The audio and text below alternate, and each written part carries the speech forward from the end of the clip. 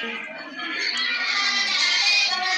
pembangunan ekonomi adalah suatu proses kenaikan pendapatan total dan pendapatan per kapita dengan menunjukkan adanya tambahan penduduk dan disertai dengan perubahan fundamental dalam struktur ekonomi suatu negara dan pemerataan pendapatan bagi penduduk suatu negara.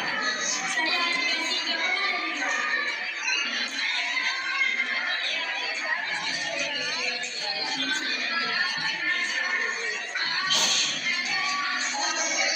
Aspek pembangunan perekonomian Indonesia. 1. Pertumbuhan ekonomi. Pertumbuhan ekonomi yang berkelanjutan adalah tujuan utama.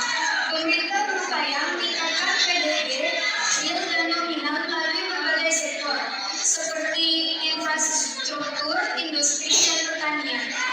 2. Diversifikasi ekonomi. Pembangunan ekonomi tidak hanya bergantung pada sektor tertentu, seperti pertanian atau migas. Upaya diversifikasi dilakukan untuk menciptakan struktur ekonomi yang lebih kuat dan tahap terhadap ancaman eksternal.